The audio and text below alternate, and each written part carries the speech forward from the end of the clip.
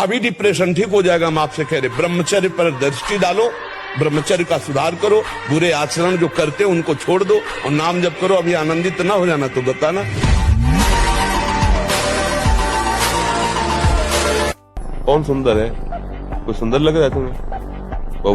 बहुत ही धोखा है बच्चा। क्या सुंदर लग रहा है? क्या सुंदर लगा? छिरी कितने सुंदर लगेगा तुम्हें? सुबह सो के उठते हो, आंखों में सुंदरता निकलती है क्या? कीचड़ निकलता है ना कान में, और नीचे के क्या सुंदर है? पेशाब टट्टी के द्वारे सुंदर लग रहा है तुम्हें?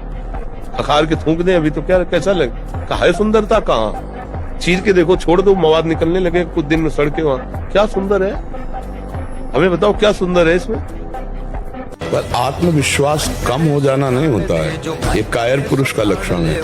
हारने पर एक जोश पैदा होता है कि अब की बार तो मैं परास्त हो गया, लेकिन अब की बार ऐसा उठूंगा कि मुझे परास्त नहीं कर पाएगा। जानकी जी से वाल्मीकि रामायण में हनुमान जी महाराज कहते हैं, माता प्रभु ने आज्ञा नहीं करी, मैं आपको पीठ में अभी बिठालता और इसके 10 मुंह थप्पड़ से तोड़ करके इसको बंदी बना के इसको रानियों सहित भगवान के चरणों में डाल देता। अभी पूरी लंका को अकेले विध्वंस करके इसके 10 मुंह थप्पड़ से तोड़ के रावण के, और आपको पीठ में बैठाल के ले, लेकिन प्रभु ने आदेश नहीं किया।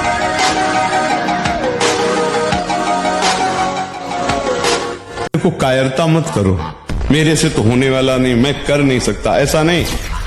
हम भगवान के अंश से कुछ भी कर सकते हैं, हमें अपार पावर है, हम अपनी पावर को जाने और जागृत करें। अर्जुन से भगवान कह रहे कायरता पूर्ण वचन मत बोलो, उत्तिष्ठ, खड़ा हो जा, चढ़ा प्रत्यंचा गांडी पर, काट इनकी गर्दनें।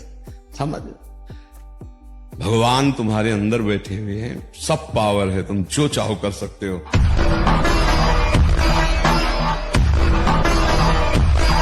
मार्ग कठिन कायर पुरुष को लगता है, बलवान को नहीं लगता।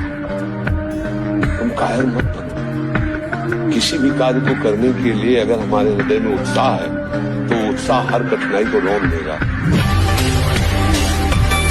आज से अगर आप नियम ले लो कि जो गंदी बातें मेरे जीवन में है, मर चाहे जाऊं, कभी नहीं करूंगा। फिर आपको कोई करवा दे तो मैं बताओ, किसी की ताकत नहीं।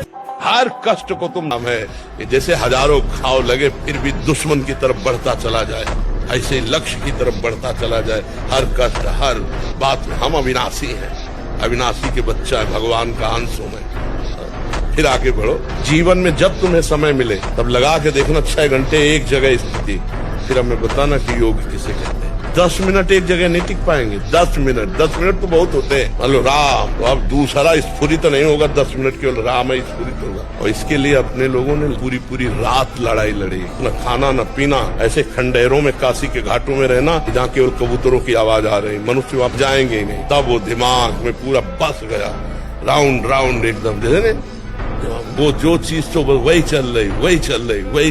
तो कई दिन जब भूख से व्याकुल चित्त होता, उसी समय मंत्रा का, हे तू देह नहीं है, ये प्राणों का धर्म है, भूख प्यास, तेरा धर्म नहीं, तू इनका साक्षी है, बस साक्षी मात्र। जब तक सच्चिदानंद का अनुभव नहीं तो बच्चा माया से नहीं लड़ सकते। जब प्यास लगेगी तो पानी में चित्त रहेगा ना, प्यास लगे और चित्त परमात्मा में, भूख लगे और चित्त परमात्मा में, शरीर भीषण कष्ट से युक्त हो, चित्त परमात्मा में, इसकी कोई परवाह नहीं। चाहे जैसी स्थिति हो, इसकी कोई परवाह नहीं। तब माना जाता है कि योद्धा हो। ब्रह्मचारी का मतलब एक बीमार अवस्था वाले का जैसा भोजन है, जितने से हमारे प्राणों का पोषण हो जाए, सात्विक भोजन।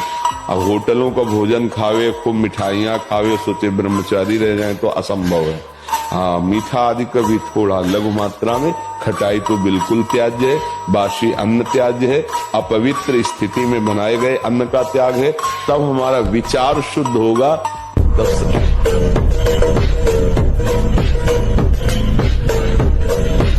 ब्रह्मचर्य का नाश वीर का नाश, जीवन का नाश है। ब्रह्मचर्य अगर सही है, आपने किसी तरह इधर उधर, तो ये प्रश्न ही नहीं रहेगा। जिधर दृष्टि डालोगे उधर जय होती चली जाएगी। भगवान की शरण में बोले क्या मिलता है? ये मिलता है कि हर कष्ट सहने की हिम्मत है, और आखिरी परिणाम हमको दिखाई दे रहा है।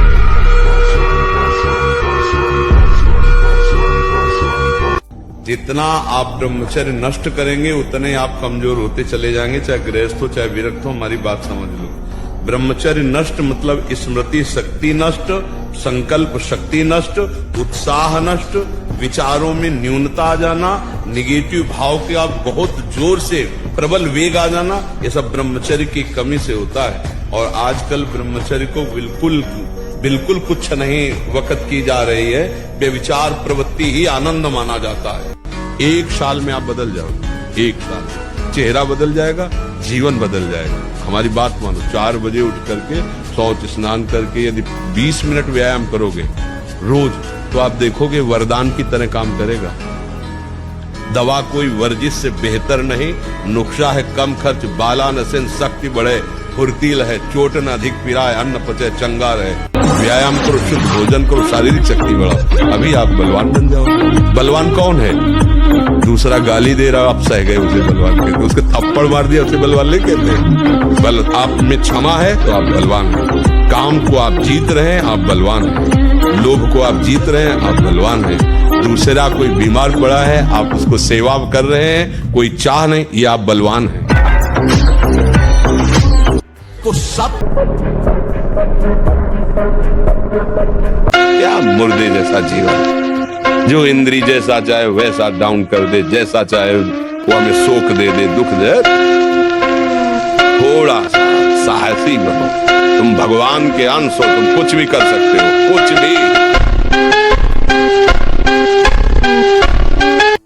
अगर आप ब्रह्मचर्य रहोगे तो ब्रह्मचर्य में इतनी सामर्थ्य है, एक बार जो सुन लिया गया वो जीवन भर याद रहा है।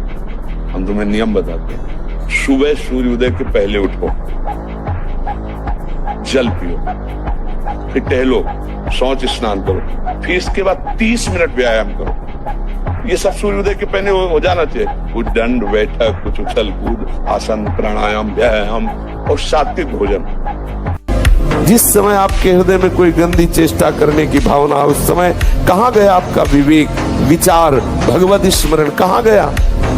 क्या करने जा रहा हूँ, किससे कर रहा हूँ, कौन है जो मुझे प्रेरित कर रहा है? कहाँ है विवेक आपका, कहाँ है ज्ञान आपका, कहाँ है आपका सत्मार्ग का वो दृढ़ संकल्प जो भगवत प्राप्ति के लिए, भगवत प्रेम के लिए, भगवत चिंतन के लिए आपने स्वीकार किया है? तो आपकी स्मृति, आपका बल, आपकी चेतना जागृत रहेगी।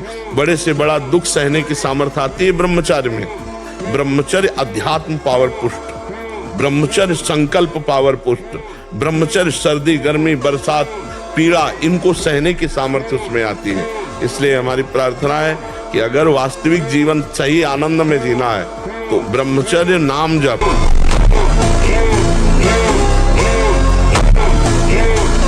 सार बात है बच्चा। मनुष्य जीवन कुछ दिन का है, पापाचरण न करे, नाम जप करे तो मौज ही मौज है। आपका ब्रह्मचर्य ठीक हो तो आपका वीर्य अमोघ होगा, किसी भी जगह से एक ऋषि से कम नहीं।